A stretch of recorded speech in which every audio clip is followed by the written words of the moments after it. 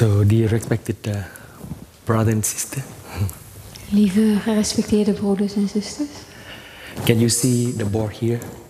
Kunnen jullie het bord hier Than zien? at the corner? Is het beter dan daar in de hoek? Yeah. In this retreat, we are concerning with ourselves about the practice of happiness.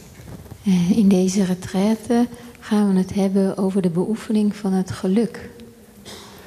And if in the next few days you have just a few moments of happiness, then you will not receive the refund. En als je tijdens de komende dagen een paar keer een moment van geluk ervaart, dan krijg je je geld niet terug. From now until Saturday, if you absolutely do not have any happiness during those few days, then please go to the registration office and ask for a refund. En als je van nu tot zaterdag absoluut helemaal geen moment van geluk ervaart, dan kun je naar het kantoor gaan en je geld terugvragen. We all have happiness from moment to moment in our life. We hebben allemaal van moment tot moment kennen we geluk in ons leven. And in the next few days, if we learn to look deeply into our happiness, perhaps we can find some reason, some condition for our happiness. En als we er de komende dagen in slagen om diep naar ons geluk te kijken, dan vinden we misschien wel wat redenen of wat voorwaarden voor ons geluk. And once we know the condition that give rise to happiness, perhaps we can cultivate this condition in our life so that the happiness can last a little bit longer. En als we dan weten wat die dingen zijn die ons geluk teweeg brengen, dan kunnen we die misschien wat cultiveren in ons leven, zodat ons geluk wat groter kan worden. This morning I have given you a guided meditation that helps you to relax your body, to release the tension in your body. En vanochtend heb ik jullie een geleide meditatie gegeven die je helpt om je spanningen los te laten, je lichaam te ontspannen. After lunch, we also have a chance to practice total relaxation or deep relaxation. En na de lunch hebben we ook de gelegenheid om diepe ontspanning of totale ontspanning te beoefenen. And these are the practice that we learn to cultivate not only during the guided meditation or the total relaxation, but we learn to do it throughout the day. En dat zijn oefeningen die we niet alleen maar doen tijdens de geleide meditatie of de totale ontspanning, maar die we de hele dag kunnen beoefenen. In order to be happy, we should be somehow be able to relax. Om gelukkig te kunnen zijn, moeten we in staat zijn om ons te ontspannen. Relaxation is very important. Ontspanning is heel belangrijk. Let's say this is us Stel je who voor, are in the sitting position. dat zijn wij die zitten. When we relax our body, then the energy begin to go to different part of our body. En als we ons lichaam ontspannen, dan gaat de energie naar verschillende delen van ons lichaam. Our body begin to open up. Ons lichaam begint zich te openen. Relax. Just like a sponge Ontspannen. absorbing the water. Net zoals een spons die het water opneemt. So when our body relax, we absorb the energy. Dus als ons lichaam ontspant, dan nemen we de energie op. Many times we think that we only receive the energy through our nose, En vaak denken we dat we enkel de energie krijgen via onze neus. but in fact our whole body is receiving the energy all the time through our skin, the body. Maar in werkelijkheid ontvangt ons lichaam de hele tijd energie via onze huid, de poriën. So instead of absorbing the oxygen through our nose alone, when we relax, all of our skin begin to relax, our pores begin to relax, and there's an absorption of oxygen outside through our skin.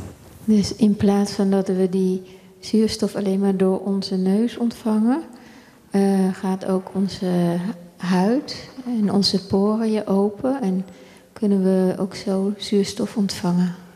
When we inhale with our breathing, we absorb the oxygen through our nose. Als we inademen met onze ademhaling, dan ontvangen we zuurstof door onze neus. But that is a very limited source of oxygen. Maar dat is maar een hele beperkte bron van zuurstof. It is good when we need to concentrate our mind, focus our mind. En het is goed als we onze geest moeten concentreren, ons ergens op moeten richten. So we're breathing very deep and we tense our body up. En dan ademen we op die manier en dan spant ons hele lichaam zich aan. And in this process, we are ready to fight. We are ready to think. En in dat proces dan zijn we klaar om te vechten, klaar om te denken. So breathing into the nose with intensification help us to concentrate the energy. En door via onze neus te ademen op een hele intense manier, dat helpt ons om de zuurstof te concentreren. And we need concentrated energy for doing certain tasks, for running, for thinking. En we hebben die geconcentreerde energie nodig om bepaalde taken te kunnen doen, zoals rennen en denken. For design a meditation hall, for example. or doing your homework at school. Om een meditatiehal te ontwerpen of je huiswerk te doen voor school. So concentrating energy has its own benefit. Dus het concentreren van energie, dat heeft zo zijn eigen voordelen. And there is a feeling of fulfillment and happiness going along with concentrated energy. En er is een gevoel van vervulling en van geluk dat samengaat met die geconcentreerde energie. So it's very useful to concentrate our energy. Dus het is heel nuttig om onze energie te concentreren. And we have learned to do that for many years, to concentrate our energy, to solve a particular problem, to do a task. En we hebben al heel lang geleerd om onze energie te concentreren, om een bepaald probleem op te lossen of een bepaalde taak uit te voeren. But there is another aspect of happiness that is learn to relax and allow the energy to be diffused. Maar er is een ander aspect van geluk en dat is te ontspannen en onze energie toe te staan om zich te verspreiden. To allow our energy to be diffused and allow ourselves to relax. That is a kind of energy that people call spiritual energy. Spiritual energy. Ons energie toe te staan om diffuus te worden en ons lichaam toe te staan zich te verspreiden. En dan komt er een soort energie en dat noemen we spirituele energie. The spiritual energy is the kind of energy that has to do with our life. En spirituele energie is het soort energie dat te maken heeft met ons leven. Because living is very important. Want leven is heel belangrijk. But many times we don't see that living is very important. Maar vaak zien we niet dat leven zo belangrijk is. Working is important, achieving things is important, but not living. Werken is belangrijk en dingen bereiken is belangrijk, maar leven is niet belangrijk. So in this retreat, we are concerning ourselves with the problem of living. Dus tijdens deze retraite houden we ons bezig met het probleem van het leven. And living embrace the totality of life, not just work, not just building things. Dus het leven, dat omarmt het geheel van het leven. Dus niet alleen maar het werk of dingen opbouwen. Just sit here doing nothing is as important as being able to build a cathedral. Enkel hier zitten en in staat zijn om niks te doen, is net zo belangrijk om in staat te zijn om een kathedraal te bouwen. And in fact, you should be able to sit and doing nothing in order to build a very beautiful cathedral. En eigenlijk is het zo dat je in staat moet zijn om te zitten en niks te doen om een prachtige kathedraal te kunnen bouwen. Because if you are not able to relax and you are not able to be in touch deeply with life, with living, there cannot be creation. There cannot be creative process. Want als je niet in staat bent om te ontspannen en in contact te zijn met die levende energie, dan ben je ook niet in staat om creatieve processen te volgen. The creative process come and it gives you, there's an inspiration when you are in touch deeply with life, and thanks to this inspiration there is an impulse of creation that coming up. Dus het creatieve proces, de creatieve energie geeft je inspiratie om in contact te zijn met het leven en daardoor krijg je een creatieve impuls. There was one time Er was een keer someone said that Thầy was a very good poet. dat er iemand zei dat hij een hele goede dichter was. So he should spend all of his time to write poem. Dus dat hij eigenlijk al zijn tijd zou moeten besteden om gedichten te schrijven. instead of doing something else. In plaats van iets anders te doen. And they said that, well, my poem come from my time with growing the lettuce, En taking care of my garden. hij zei, nou, die gedichten die komen ervan dat ik mijn slaven bouw en voor mijn tuin zorg. Thanks to working in the garden, thanks to being in touch deeply with the flower, with the tree, that my poem came. En juist door dat werken in de tuin en dan diep in contact te zijn met de bloemen en de bomen, daar komt dat gedicht vandaan.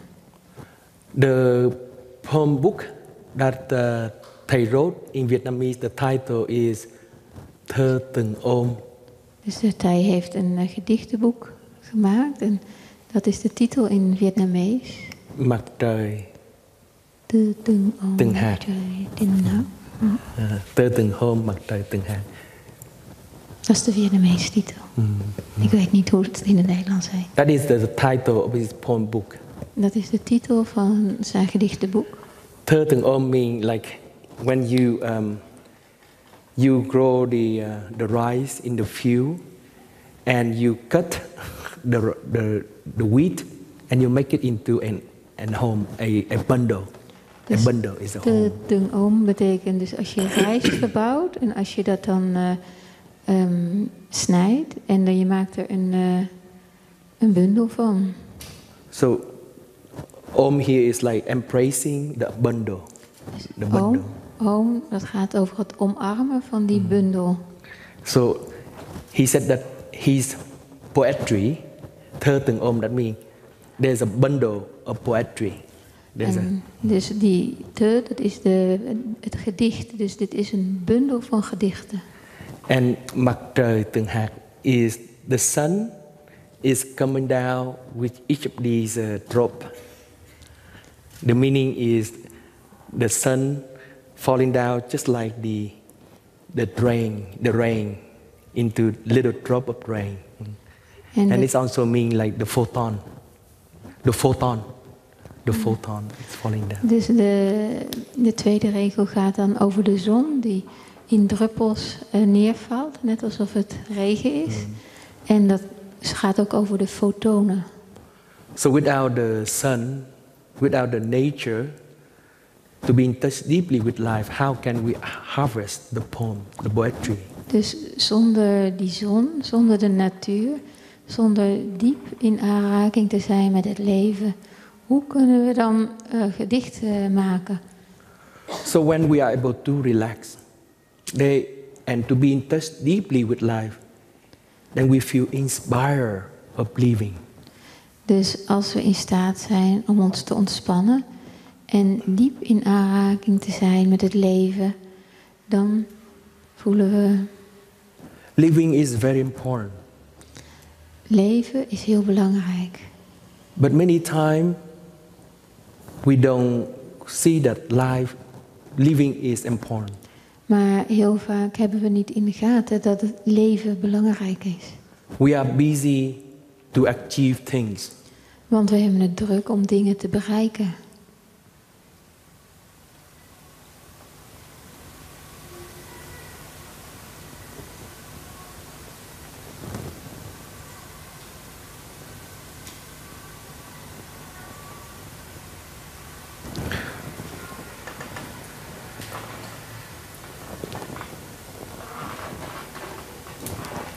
Sometimes we are very hurry. Soms hebben we heel veel haast. To go into the future. Om de toekomst in te rennen. Into a certain direction. In een bepaalde richting. And we forget what is happening around us. En dan vergeten we wat er om ons heen gebeurt.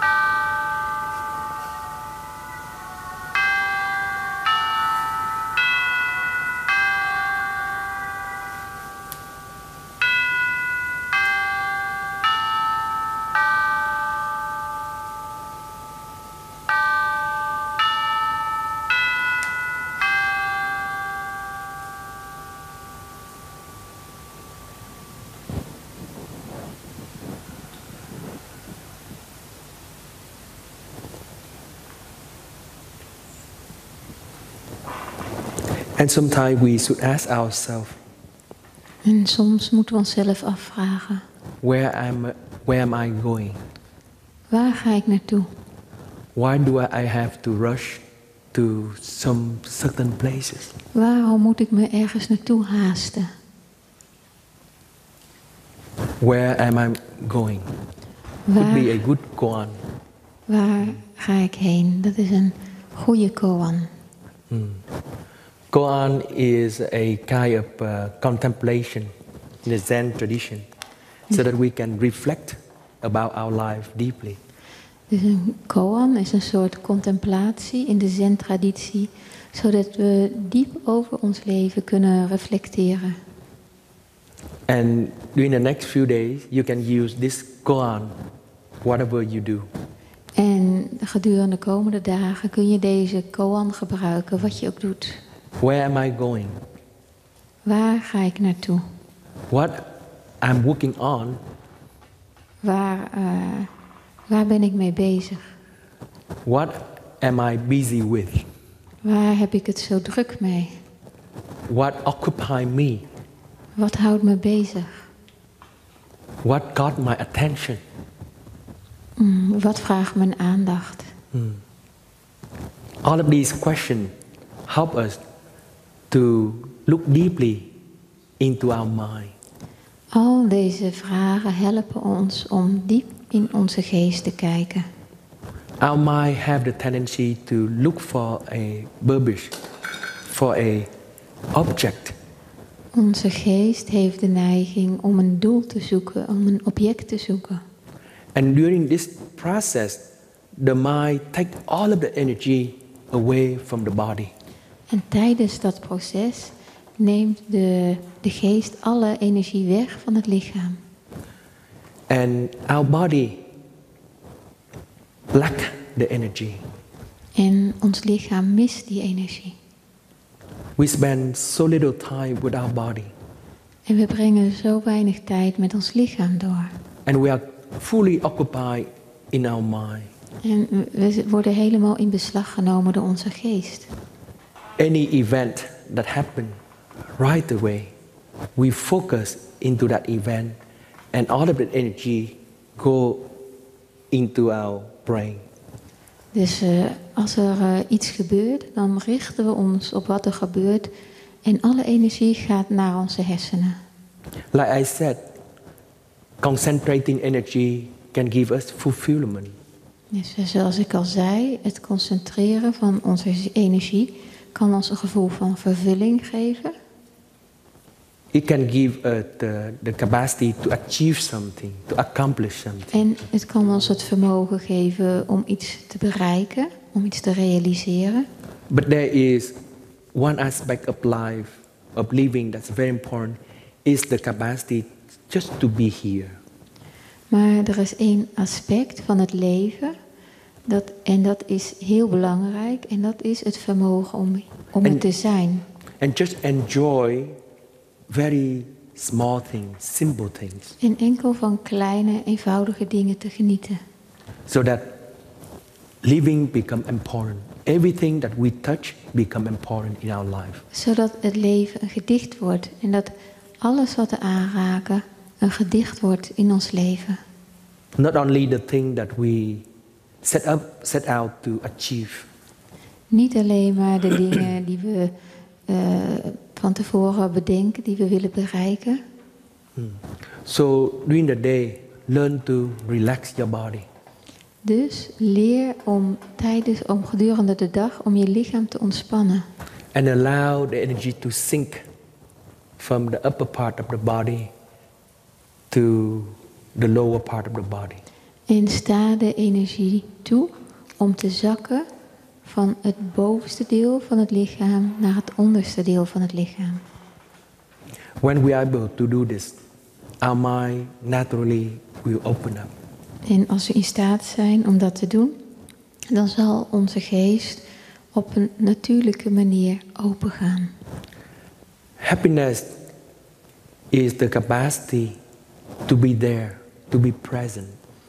En geluk is het vermogen om er te zijn, om aanwezig te zijn. In Buddhism, we call it mindfulness. In het boeddhisme noemen we dat volle aandacht. Give rise to happiness. Leidt tot geluk. Dus mindfulness leidt tot geluk. Niệm sinh hỷ lạc. Mindfulness give rise to joy and happiness. Dus volle aandacht, mindfulness, leidt tot vreugde en geluk. The moment that we can bring our mind into the present moment, then naturally joy and happiness will arrive.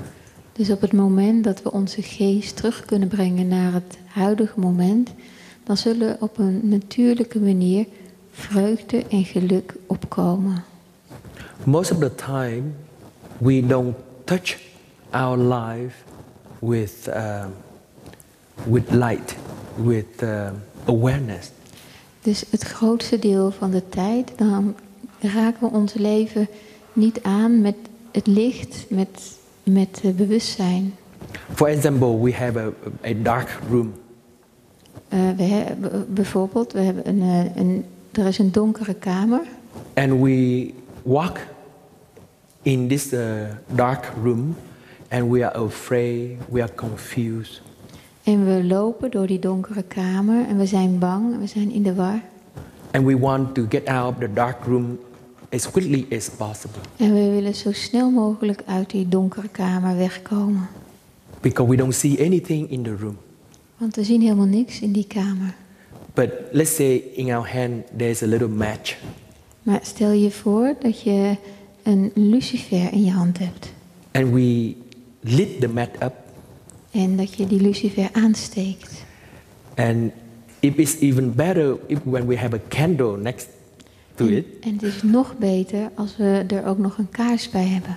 And after lit the match, strike the match, we can lit up our candle. En als we dan die lucifer hebben aangestoken, kunnen we daarna de kaars aandoen.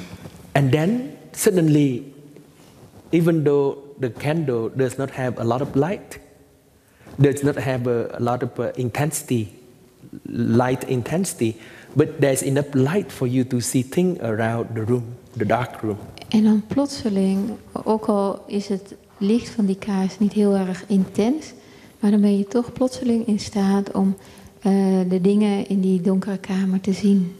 And the moment there is the light in the dark room, suddenly it dissipates your fear, your anxiety.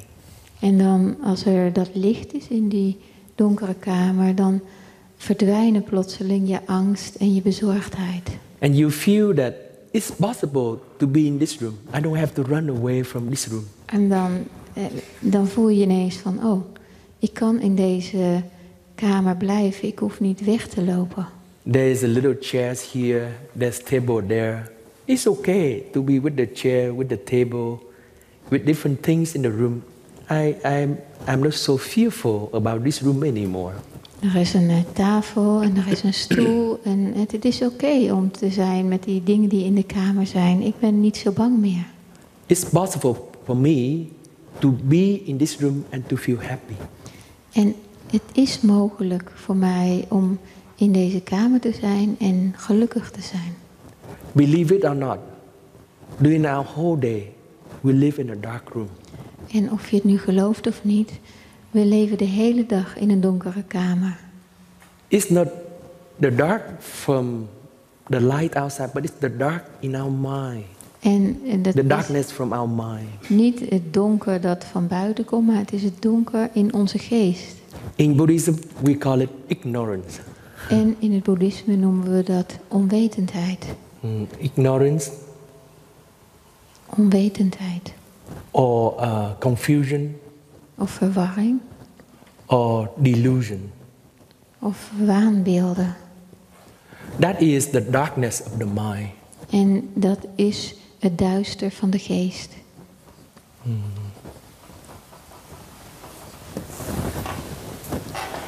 We live, but we do not live. We leven, maar we leven niet. We eat, but we do not know what we are eating. We eten, maar we weten niet wat we eten. We walk, but we don't know that we are walking. We lopen, maar we weten niet dat we lopen. We talk, but we don't know what we are talking. We praten, maar we weten niet waar we het over hebben. So we are in a dark room every moment of our life. Dus we zijn elk moment van ons leven in een donkere kamer. The energy of mindfulness is like the energy of the candle, of the match in the dark room. En de energie van mindfulness, van volle aandacht, is als het licht van de kaars in het donker. The moment you can lit up this energy of mindfulness, then everything becomes meaningful. En op het moment dat je die aandacht kan aansteken, dan wordt ineens alles betekenisvol. Heeft het allemaal betekenis. You eat and you know what you are eating. Je eet en je weet wat je eet. You walk and you know that you are walking. Je loopt en je weet dat je loopt. When you do that, you lit up the energy of mindfulness in the dark room of your mind. En als je dat doet, dan steek je de energie, de kaars van de aandacht aan in je geest. They wrote a calligraphy said that mindfulness is a source of happiness. En Thai heeft dus een kalligrafie geschreven en daar stond: mindfulness is een bron van geluk. Volle aandacht is een bron van geluk. The moment you can lit up the energy of mindfulness in every act of your life, then suddenly you dissipate this energy of ignorance, confusion and delusion. Dus op het moment dat je die kaars van volle aandacht in je leven aan kan steken, dan verdwijnen die onwetendheid, die verwarring en die begoocheling. Most of the time, we do think, but we don't know what we are doing. Het grootste deel van de tijd doen we dingen, maar we weten niet wat we doen.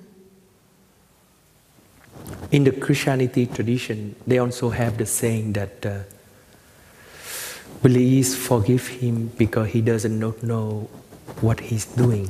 In de christelijke traditie kennen we ook de woorden: vergeef hem alsjeblieft, want hij weet niet wat hij doet. And for someone who enlightened, then they will say that. Dus voor iemand die verlicht is, dan zullen we zeggen: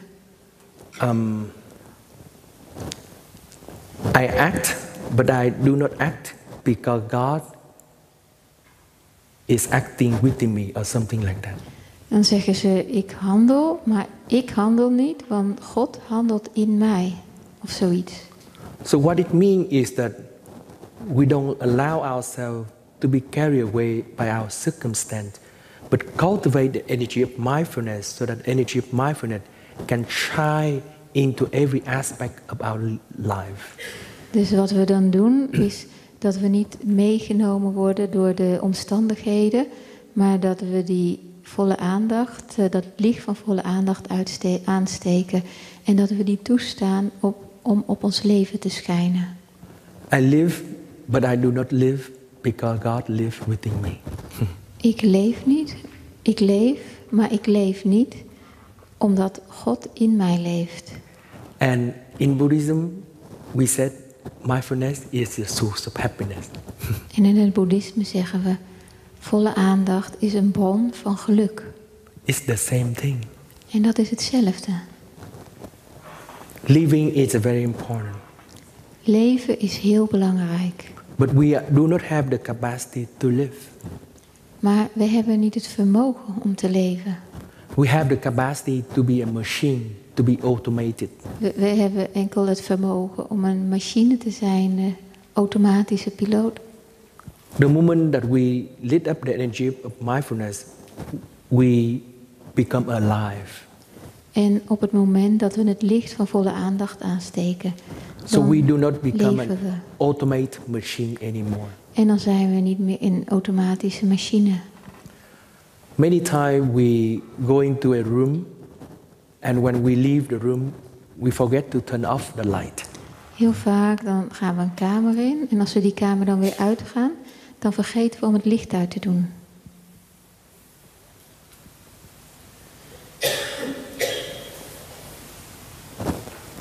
We are doing certain things in our life, and we forget what we are doing. We doen bepaalde dingen in ons leven, maar we vergeten wat we aan het doen zijn. Sometimes we smile, we laugh very loud, but we don't know that we are laughing very loud. Soms lachen we heel luidruchtig, maar we weten niet dat we heel luidruchtig lachen. And when some brother or sister come and remind us, please remember to turn off the light of the room when you leave the room. En als er dan een broeder of zuster komt en die ons eraan herinnert om alsjeblieft het licht uit te doen als je de kamer verlaat. Or when we laugh very loud during the night or during the normal silent period, and some brother and sister come and remind us, then we react. En als we heel luidruchtig zijn, 's nachts of tijdens de edele stilte, en een broeder of zuster komt dan om daar iets van te zeggen, dan reageren we. But if we are fully aware of what the other brother and sister try to do to help us, then there is energy of mindfulness within us. Maar als we ons realiseren wat die broeder of zuster doet om ons te helpen, And dan is de energie van aandacht in ons aanwezig. And it is a joy, a happiness to receive the guidance from the Sangha, receiving the guidance from the brother and sister. En dan is het een vreugde of een geluk om de leiding te ontvangen van de Sangha of van de broeders en zusters. When the other person have the courage to come and to remind us to lit up the lamp in our dark room, we should appreciate that and we should bow our hand. Thank you.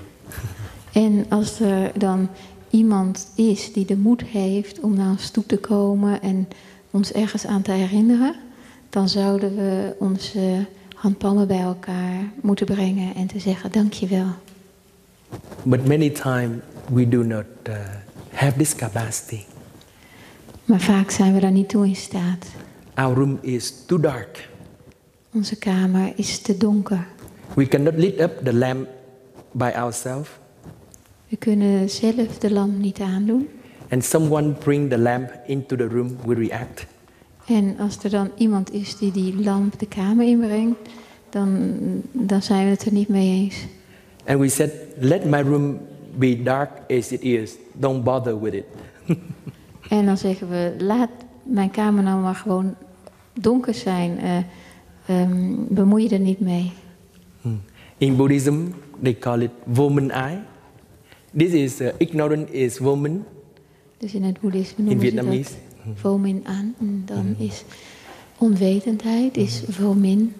And then woman-eye is the thirst for ignorance. En een womin aan is de dorst naar onwetendheid.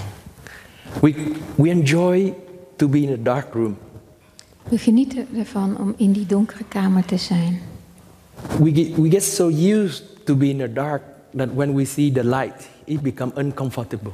We zijn er zo aan gewend om in het donker te zijn dat als we het licht zien, dat dat niet zo prettig voelt.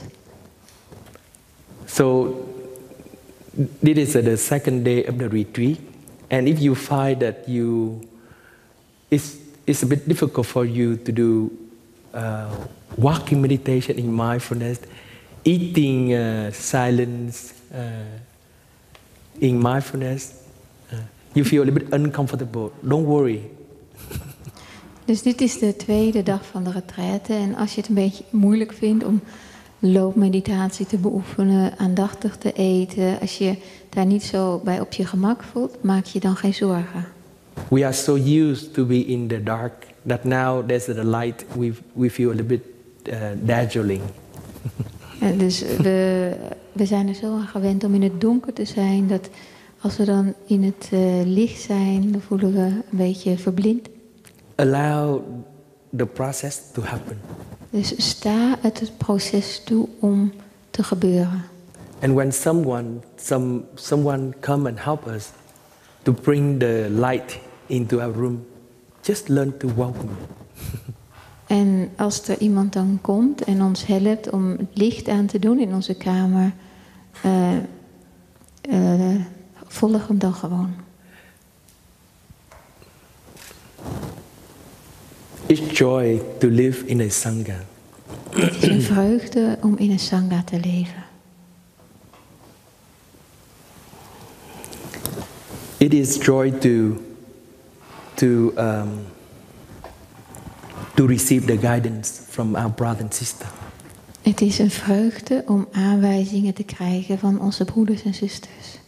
So happiness comes when we are able to lit up the lamp of mindfulness within us. But happiness can also come from receiving the guidance from our brother and sister. Dus geluk kan ontstaan doordat we de lamp in onszelf aandoen. Maar geluk kan ook ontstaan doordat we aanwijzingen krijgen van anderen. During this retreat, perhaps you can find a partner. Tijdens deze retraite kan je misschien een partner zoeken.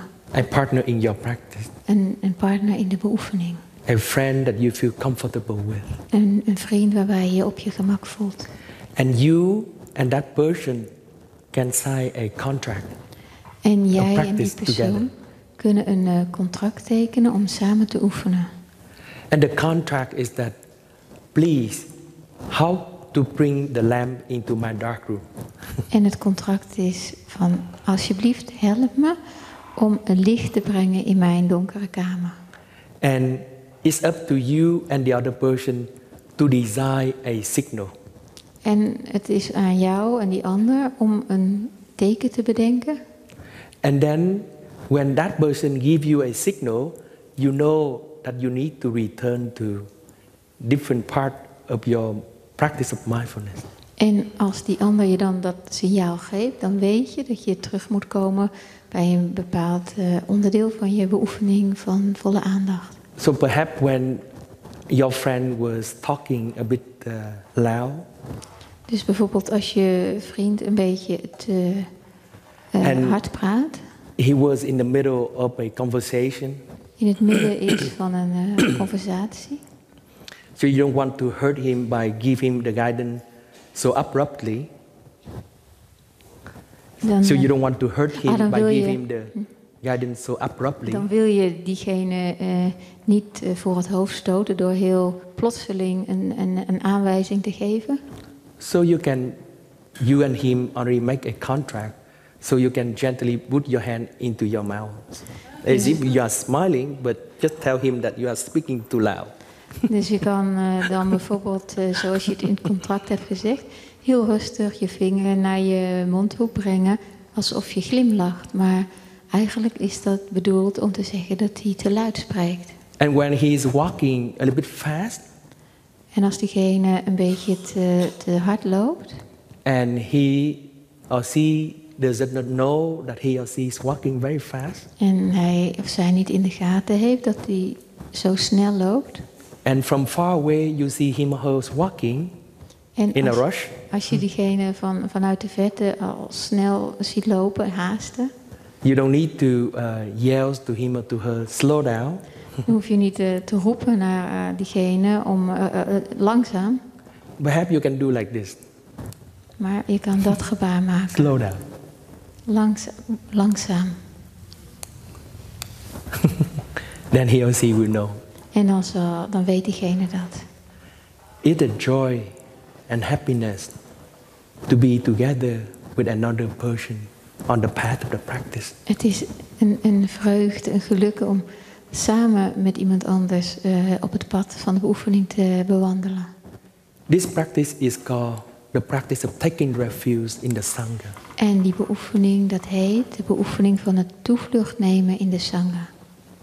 taking refuge in the Sangha, Toevlucht nemen tot de Sangha. or the community of practice. Dat is de gemeenschap van mensen die beoefenen. And if your friend really loves you, En als je vriend of vriendin echt van je houdt,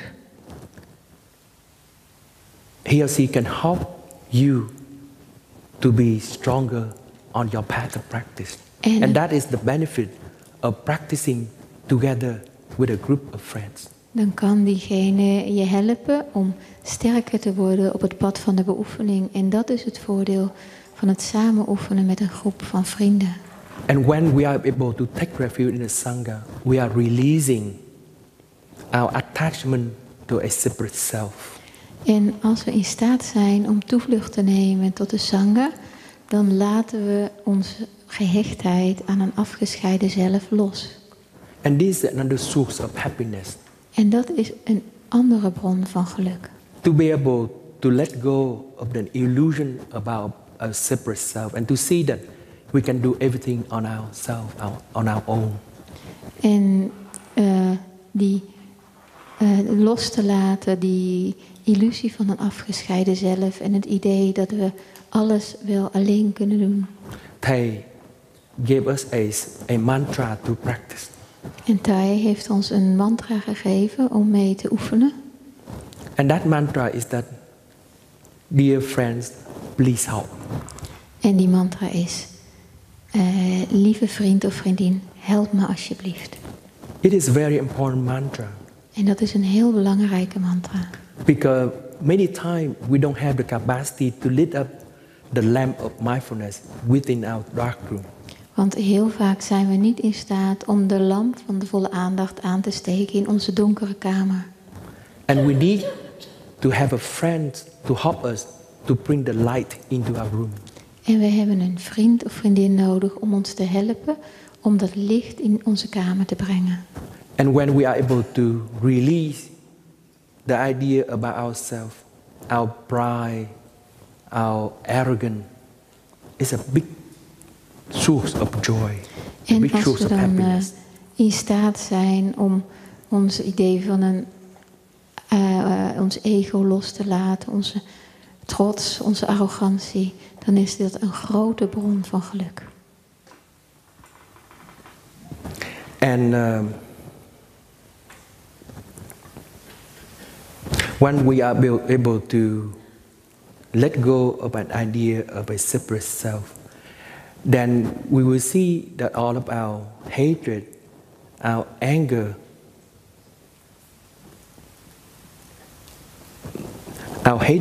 and our anger, we will see that all the people around us, all the circumstances around us are not our true enemy, but it is the energy within us, the anger, the hatred, is our true enemy. En dus als we in staat zijn om dat idee van een afgescheiden zelf los te laten, dan zullen we zien dat de mensen om ons heen, de omstandigheden, niet onze ware vijand zijn, maar die boosheid, die haat in ons, dat is onze vijand. The insight of non-self is one of the gem of the Buddhist tradition. Dus het inzicht van geen zelf is een van de juwelen van de boeddhistische traditie. Because we believe we are a separate identity from the rest of the universe. Want we geloven dat we een afgescheiden zelf zijn, afgescheiden van de rest van het universum, van het heelal. So there is a antagonism, there is a feeling of resistance to the other people around us and the circumstance around us, because there is a separate self. I am and they are the other. En er is een antagonisme, een gevoel van verzet tussen onszelf en de andere mensen om ons heen, de omstandigheden. Want we hebben het idee dat we een afgescheiden zelf hebben. We don't see that our true problem come because of this ignorance. En we hebben niet in de gaten dat ons probleem eigenlijk komt van die onwetendheid. We do not see our room. We do not see the darkness in our room. We zien onze kamer niet. We zien het duister in onze kamer niet. The darkness is within us. The darkness does not come from outside of us. Het duister is in ons. Het komt niet van buiten ons. But we have the tendency to blame the other people, the circumstance for the darkness in our mind. Maar we hebben de neiging om andere mensen en omstandigheden de schuld te geven van de duister in onze geest. And we think that happiness can come from outside to fill up this dark room. En we denken dat het geluk van buitenaf kan komen om die donkere kamer op te vullen. But the most that other friend can do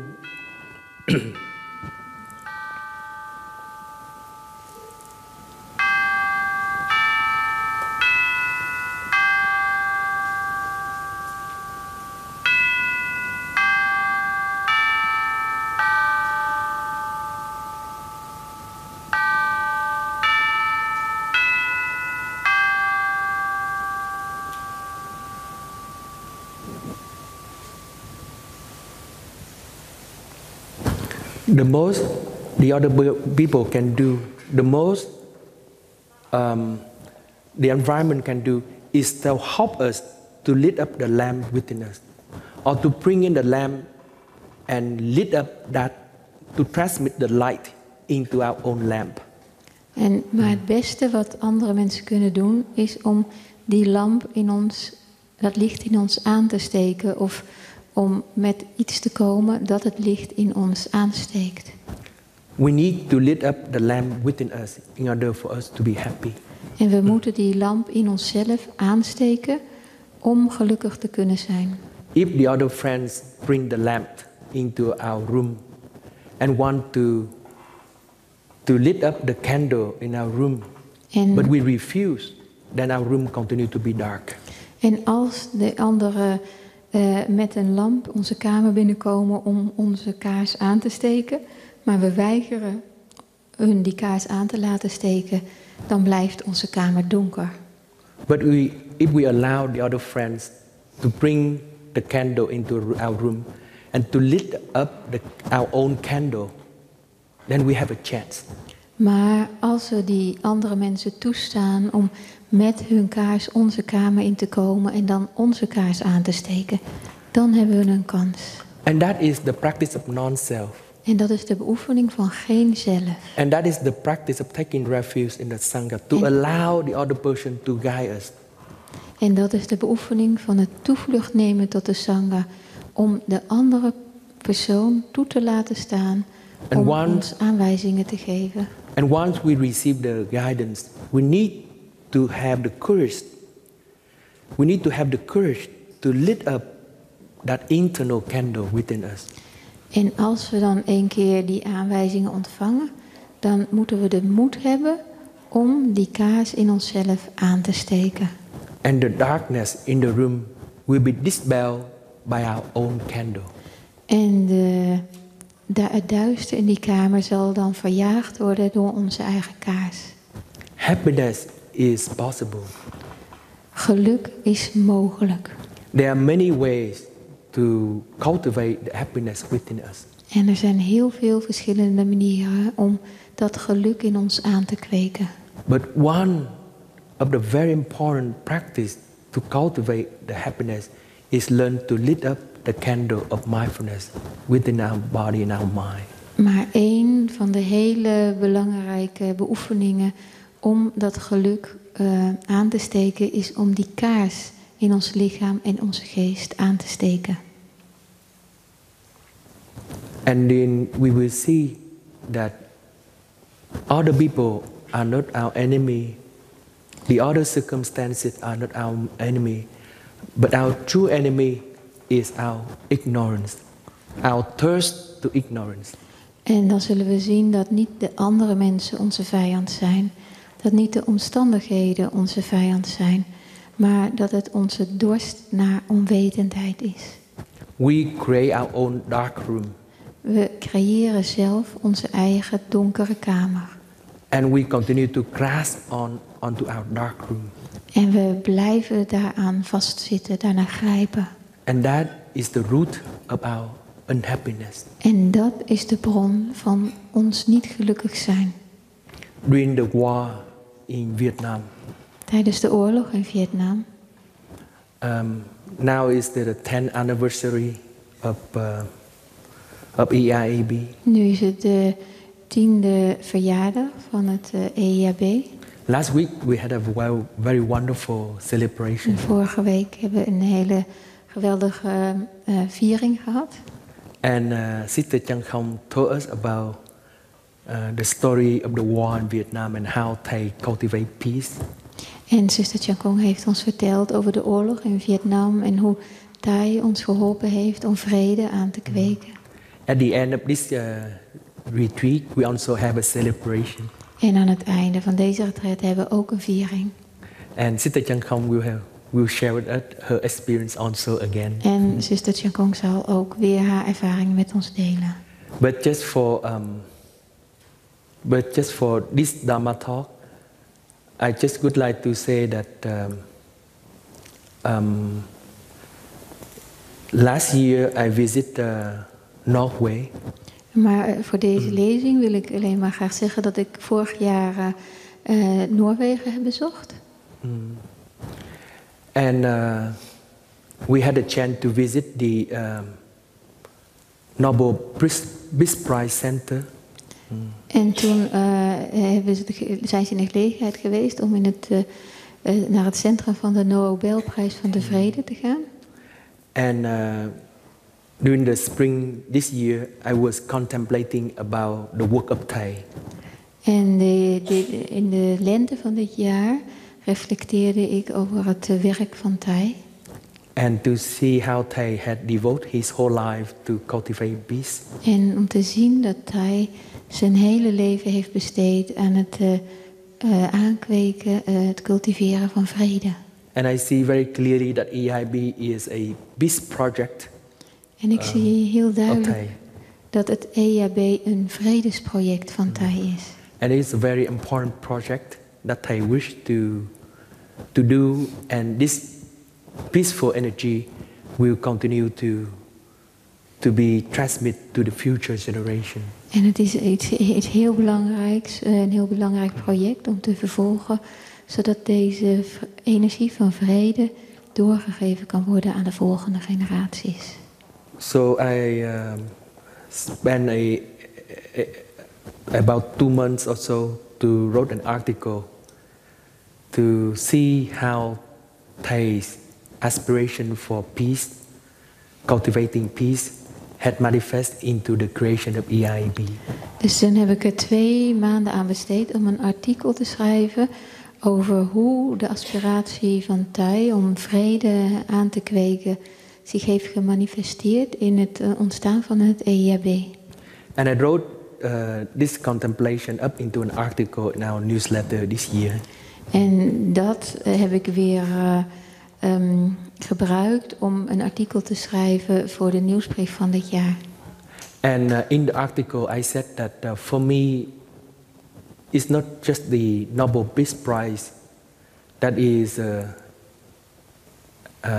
the most valuable prize for Thai, but for me, Thai's whole life is a peace prize. En dus voor mij is het zo dat het niet die Nobelprijs voor de vrede een belangrijke prijs is voor Thai, maar dat zijn hele leven een vredesprijs is. I see that his commitment to live peacefully had become a reality. En ik zie dat zijn toewijding om in vrede te leven zich gerealiseerd heeft. And his devotion to cultivate a culture of peace become his life.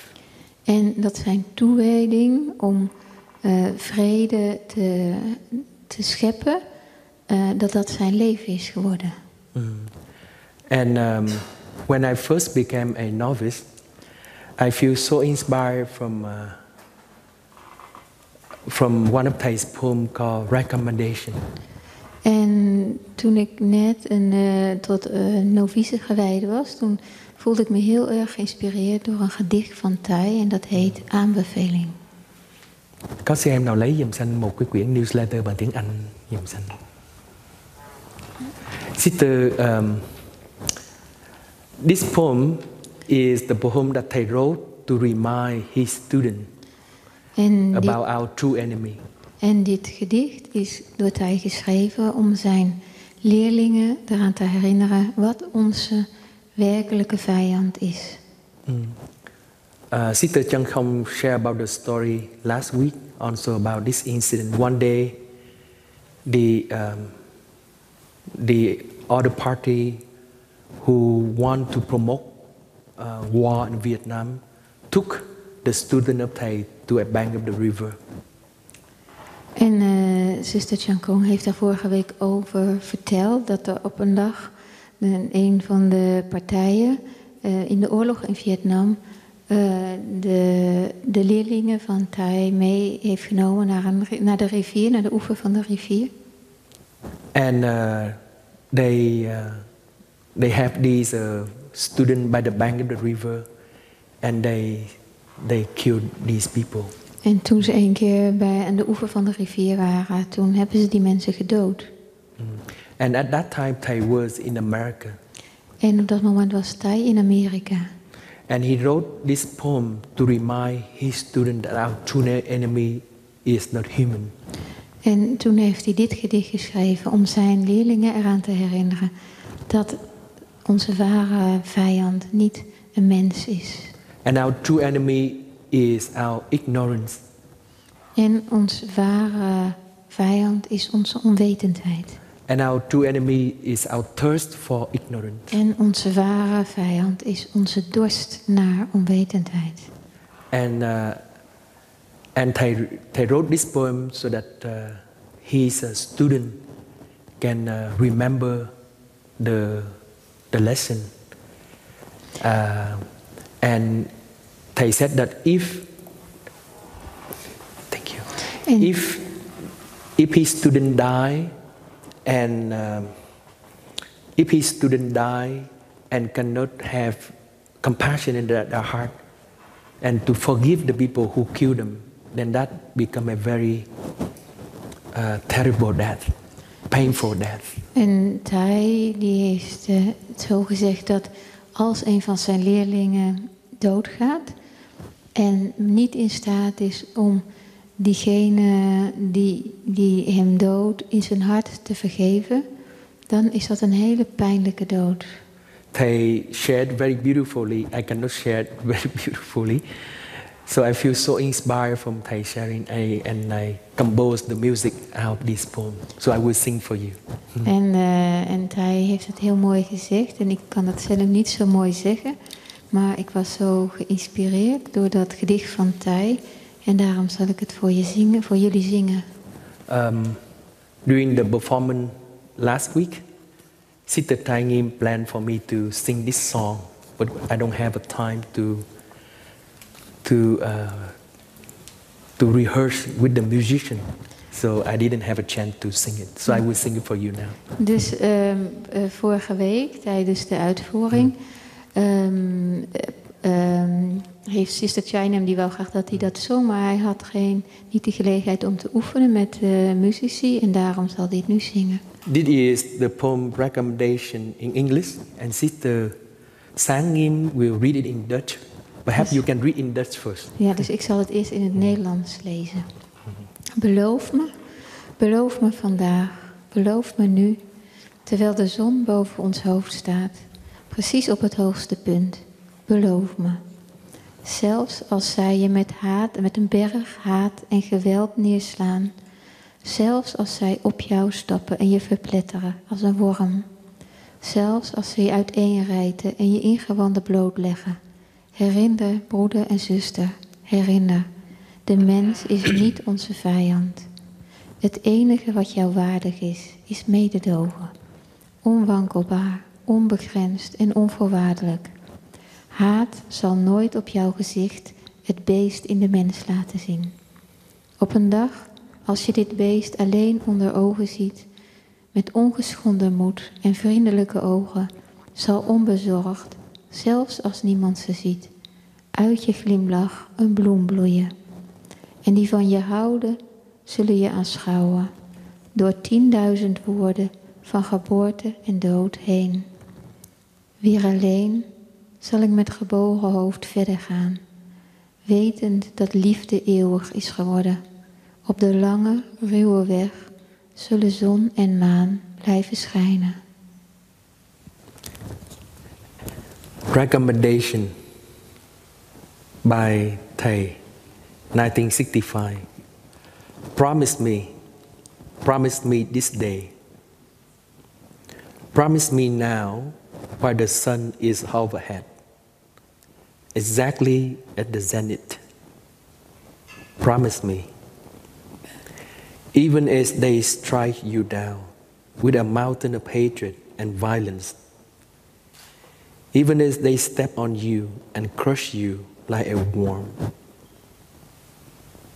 even as they dismember and disempower you, remember, brothers, remember, man is not our enemy.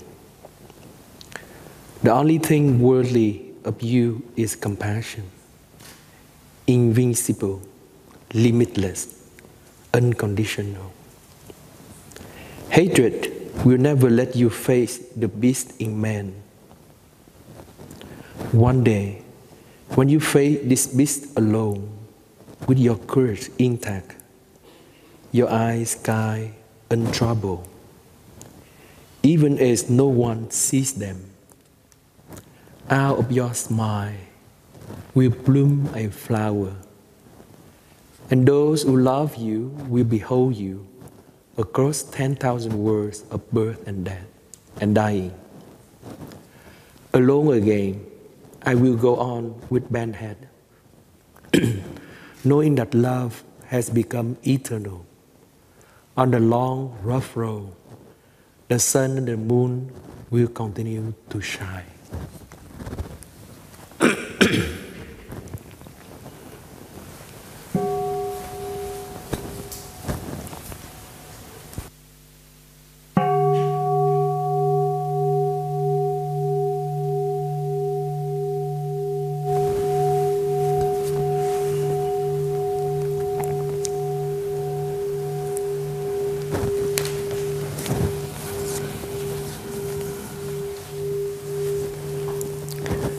So I will sing in Vietnamese. Just enjoy the music. You know the meaning now. Dus hij zingt in het Vietnamees. Dus geniet gewoon van de muziek en je weet wat het betekent. Xin hứa với tôi hôm nay, trên đầu chúng ta có mặt trời và buổi trưa đứng bóng, rằng em không bao giờ thù hằn con người, rằng em không bao giờ thù hằn con người. Dù con người có đồ chụp trên đầu em, cả ngọn núi hằng thu tàn bão. Dù con người giết em, đẩy ai em vào hàn sâu tôi ngộ nhục, em vẫn phải nhớ lời tôi căn rằng kẻ thù chúng ta không phải con người, kẻ thù chúng ta không phải con người. Xứng đáng chỉ có tình xót thương, vì tôi xin em đừng đòi điều kiện. Hãy rót cái nhìn dịu hiền, dù không ai hay biết nụ cười em. Hãy để nở trong cô đơn, trong đau thương thống thiết, nhưng người yêu em dù lênh đênh qua ngàn trùng sinh diệt vẫn sẽ nhìn thấy em. Tôi sẽ đi một mình, đầu tôi cúi xuống, Tình yêu thương bất diệt, đường xa chấp trùng muôn dặm. Nhưng hai vầng nhật nguyệt vẫn còn soi bước cho tôi. Xin hứa với tôi hôm nay, trên đầu chúng ta có mặt trời và buổi trưa đứng bóng, rằng em không bao giờ thù hận con người, rằng em không bao giờ thù hận con người. Dù con người có đổ chụp trên đầu em, cả ngọn núi hận thù tàn bạo. Dù con người giết em, đẩy ai em vào hang sâu tủi nhục, em vẫn phải nhớ lời tôi căn dặn. Kẻ thù chúng ta không phải con người, xứng đáng chỉ có tình xót thương. Vì tôi xin em đừng đòi điều kiện, hãy rót cái nhìn dịu hiền. Dù không ai hay biết, nụ cười em hãy để nở trong cô đơn, trong đau thương thống thiết. Nhưng người yêu em dù lênh đênh qua ngàn trùng sinh diệt, vẫn sẽ nhìn thấy em. Tôi sẽ đi một mình, đầu tôi cúi xuống. Tình yêu thương bất diệt, đường xa chấp trùng muôn dặm. Nhưng hai vầng nhật nguyệt vẫn còn soi bước cho tôi. Xứng đáng chỉ có tình xót thương. Vì tôi xin em đừng đòi điều kiện. Thank you. So that is our true happiness. Our true happiness is to be able to lit up the dark room. Dus dat is ons ware geluk. Ons ware geluk is om in staat te zijn om licht te brengen in de donkere kamer. To be able to transform the ignorance, the delusion, the confusion within us. En om in staat te zijn om die onwetendheid, die verwarring, die begoocheling in ons te overkomen. And that comes from our capacity to cultivate this energy of mindfulness throughout every moment of our life. En dat komt door ons vermogen om elk moment van ons leven die volle aandacht te beoefenen. Every act of our life will be a mindful act. En elke handeling in ons leven zal een aandachtige handeling zijn. Every thought of our life will be a mindful thought. En elke gedachte in ons leven zal een aandachtige gedachte zijn. Every word of our life will be a mindful word. En elk woord in ons leven zal een woord van aandacht zijn. And when we can do that, there's a deep happiness that comes from within. En als we dat kunnen doen, dan is er een diep geluk dat van binnenuit komt. And we will become so stable and nothing can move us. En dan worden we heel stabiel. En er is niks wat ons Thank you. kan doen omvallen. Dank je wel. Thank you, Sister Sangim, for translating. I hope that's not too difficult for you. Thank you, Marjolein, for support. Yeah, thank you for your support.